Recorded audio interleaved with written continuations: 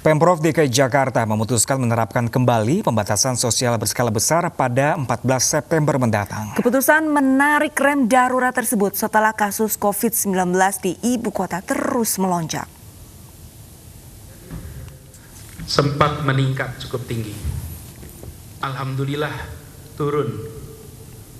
Dan ini sampai Gubernur DKI Jakarta Anies Baswedan dalam keterangan persnya Rabu malam menyatakan keputusan menerapkan PSBB seperti tahap awal berdasarkan 3 indikator yang meningkat, yakni angka kematian, kapasitas tempat tidur isolasi, dan kapasitas ICU yang semakin menipis. Pemprov minta warga kembali beraktivitas di rumah. Kegiatan perkantoran, ibadah, dan lainnya juga dilakukan di rumah. Pemprov DKI Jakarta hanya memperbolehkan 11 bidang esensial beroperasi seminimal mungkin. Bila kenaikan yang berjalan terus sejak Agustus sampai September ini, disimpulkan bahwa kita akan menarik rem darurat, yang itu artinya kita terpaksa kembali menerapkan pembatasan sosial berskala besar seperti pada masa awal pandemi dulu. Bukan lagi PSBB transisi, tapi kita harus melakukan PSBB sebagaimana masa awal dulu, dan inilah rem darurat yang harus kita tarik. Jadi prinsipnya mulai Senin tanggal 14 September, kegiatan perkantoran yang non-esensial diharuskan untuk melaksanakan kegiatan bekerja dari rumah. Bukan kegiatan usahanya yang berhenti, tapi bekerja di kantornya yang ditiadakan. Kegiatan usaha jalan terus, kegiatan kantor jalan terus, tapi perkantoran di gedungnya yang tidak diizinkan untuk beroperasi. Akan ada 11 bidang esensial yang boleh tetap berjalan dengan operasi minimal. Jadi tidak boleh beroperasi seperti biasa, tapi dikurangi. Dan perlu saya sampaikan bahwa izin operasi pada bidang-bidang non-esensial yang dulu mendapatkan izin akan dievaluasi ulang untuk memastikan bahwa pengendalian pergerakan kegiatan, baik kegiatan usaha maupun kegiatan sosial, itu tidak menyebabkan penularan. Lalu seluruh tempat hiburan akan ditutup. Kegiatan yang dikelola oleh Pemprov DKI seperti Ragunan, Monas, Ancol, taman-taman kota, dan kegiatan belajar tetap berlangsung di rumah seperti yang sudah berlangsung selama ini.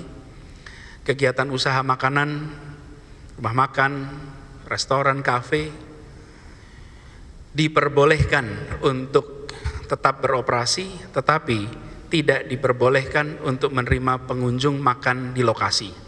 Jadi pesanan diambil, pesanan diantar, tapi tidak makan di lokasi, karena kita menemukan di tempat-tempat inilah terjadi interaksi yang mengantarkan pada penularan. Khusus untuk tempat ibadah akan ada sedikit penyesuaian.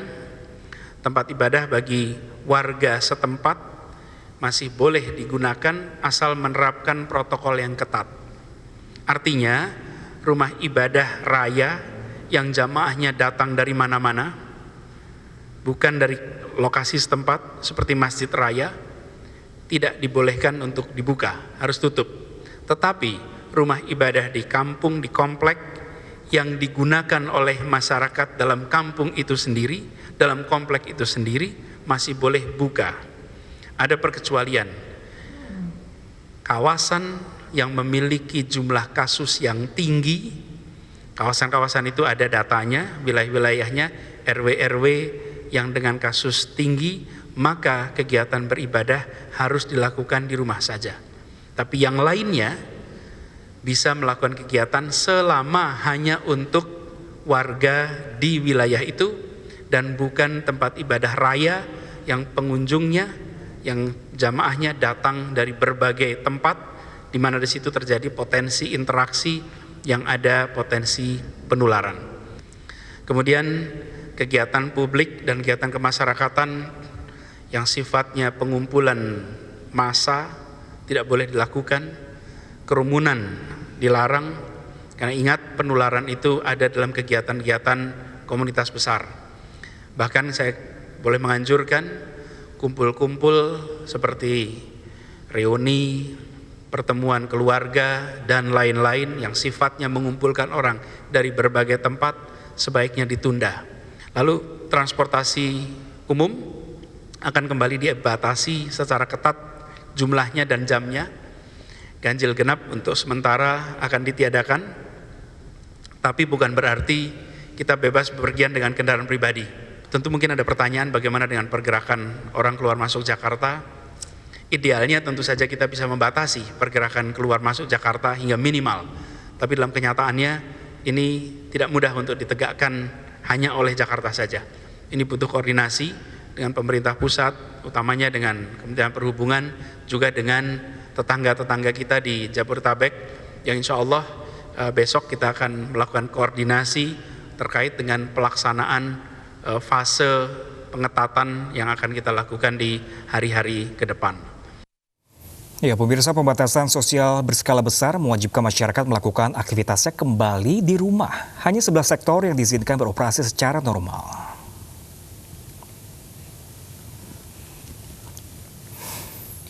PSBB mengatur soal membatasi kegiatan sekolah dan tempat kerja, membatasi kegiatan keagamaan, pembatasan fasilitas umum dan kegiatan sosial budaya, pembatasan kegiatan transportasi dan kegiatan keamanan, pembatasan kegiatan pemerintah hingga swasta.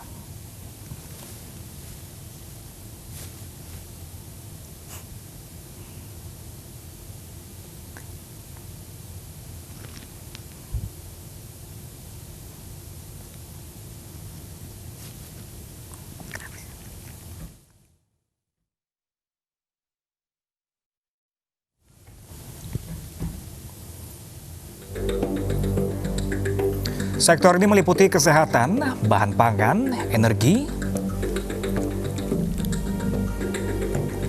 komunikasi dan teknologi informatika, keuangan, logistik, perhotelan,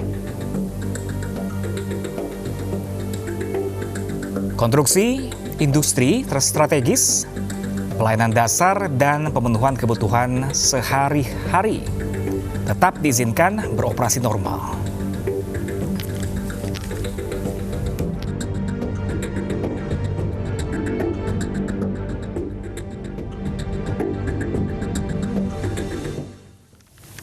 Tingginya kasus harian positif COVID-19 di Indonesia menyebabkan rumah sakit rujukan penuh dan tak mampu tampung pasien. Bila laju pertambahan pasien positif tidak diredam, tak butuh waktu lama rumah sakit rujukan tidak lagi mampu menampung pasien.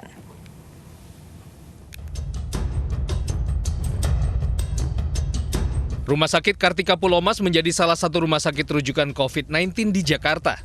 Namun saat ini, ruangan khusus seperti ruang ICU dan ruang isolasi dipenuhi pasien COVID-19. Rumah sakit kewalahan karena jumlah kasus COVID-19 terus bertambah. Saat ini ada 4 kontainer berdiri di halaman Rumah Sakit Kartika Pulomas yang difungsikan untuk penanganan pasien COVID-19. Tak hanya di Rumah Sakit Kartika Pulomas, saat ini ketersediaan ruang khusus rawat inap di Rumah Sakit Rujukan Pemerintah Provinsi DKI Jakarta jumlahnya terus menipis. Dari total 32 RSUD di wilayah DKI Jakarta, hanya tersisa 161 ruang isolasi, 49 ruang HCU, dan 17 ruang ICU. Bahkan ruang HCU atau High Care Unit untuk penanganan COVID-19 di beberapa rumah sakit hanya tersisa 1 unit. Tak hanya di ibu kota, menipisnya ketersediaan ruang rawat di rumah sakit rujukan COVID-19 juga terjadi di Pekanbaru Riau. RSUD Arifin Ahmad kewalahan menampung dan menangani pasien COVID-19. Sebagai antisipasi, Pemprov Riau menjadikan Rusunawa Rejosari sebagai tempat merawat pasien tanpa gejala COVID-19. Rusunawa Rejosari memiliki 360 kamar dan saat ini telah menampung 5 pasien tanpa gejala. Selain Rusunawa Rejosari, Pemprov Riau juga menyediakan Gedung Badan Pengembangan Sumber Daya Manusia, Badan Pelatihan Kesehatan dan Asrama Haji sebagai lokasi karantina dan penanganan pasien COVID-19. Tim Liputan iNews melaporkan. Tidak hanya rumah sakit, pemirsa, jumlah lahan untuk pemakaman jenazah COVID-19 di Jakarta juga semakin berkurang. Jumlah pasien meninggal karena COVID-19 terus bertambah.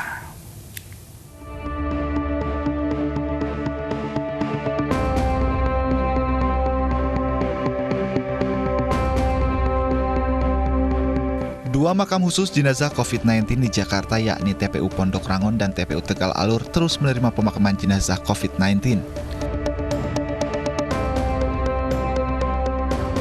Di TPU Pondok Rangon sempat mencatat rekor menguburkan 36 jenazah dalam satu hari, sehingga petugas pun harus bekerja hingga malam hari. Bahkan Suku Dinas Pertamanan dan Hutan Kota Jakarta Timur menyebut, bila lonjakan pemakaman terus meningkat, maka lahan yang ada di Pondok Rangon ini hanya bertahan 1 bulan ke depan. Sementara saat ini di TPU Pondok Rangon tinggal tersisa 1.100 lubang. Untuk yang untuk pemakaman secara lahan ya mungkin kalau dari angkanya kalau emang naik lagi ya mungkin sebulan lebih lagi ya. Kapasitasnya. Di TPU Tegal Alur Kalideres Jakarta Barat, petugas juga terus berjibaku memakamkan jenazah COVID-19. Sedikitnya 20 lubang dibuat oleh petugas untuk jenazah COVID-19 setiap harinya. Hingga kini lebih dari 5.000 jenazah dimakamkan dengan protokol COVID-19 di Jakarta, sehingga saat ini jumlah lahan yang dibutuhkan untuk jenazah COVID-19 semakin minim.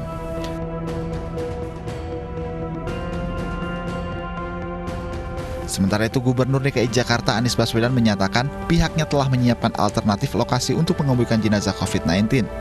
Adapun jumlah pasien positif dan meninggal dunia akibat COVID-19 di ibu kota terus bertambah setiap hari. Dari Jakarta, Tim Liputan iNews melaporkan. Menteri Riset dan Teknologi Bambang Brojonegoro menyebut pengembangan vaksin merah putih untuk COVID-19 sudah mencapai 50%. Vaksin yang dikembangkan lembaga biomolekuler ini, Eijkman ini, ditargetkan diproduksi massal tahun depan.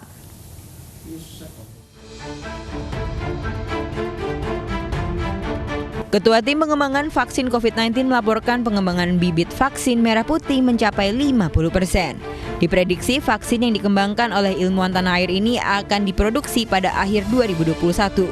Sudah memulai upaya pengembangan vaksin merah putih dengan platform protein rekombinan dan saat ini prosesnya sudah mencapai 50% dari tugas lembaga Eijkman mengembangkan bibit vaksin itu di laboratorium. Di triwulan keempat 2021 kita bisa memproduksi dalam jumlah besar dan nantinya akan melengkapi vaksin COVID-19 yang awalnya akan didatangkan dari kerjasama dengan pihak luar.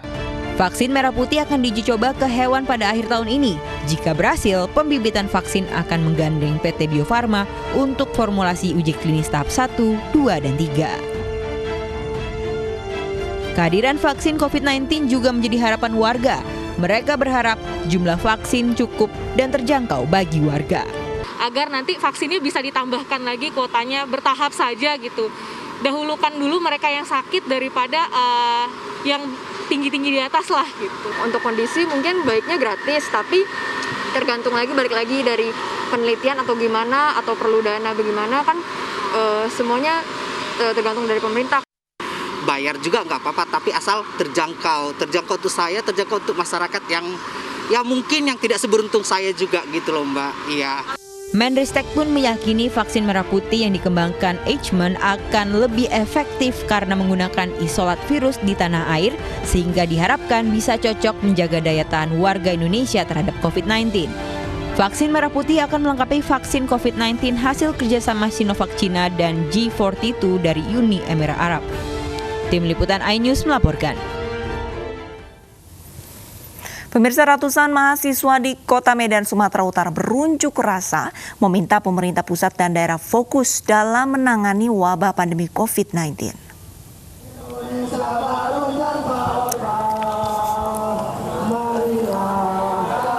Ratusan mahasiswa tergabung dalam koalisi aktivis mahasiswa Indonesia atau KAMI Rabu kemarin berunjuk rasa di Tugu Titik Nol Kota Medan. Mahasiswa menuntut pemerintah fokus menangani pandemi COVID-19 di tanah air yang semakin meluas. Mahasiswa meminta pemerintah daerah dan pusat bahu-membahu menangani wabah virus corona yang telah menghantui dunia. Mahasiswa juga mengutuk keras pihak-pihak yang mencoba memecah belah persatuan dan kesatuan negara Republik Indonesia di masa pandemi COVID-19.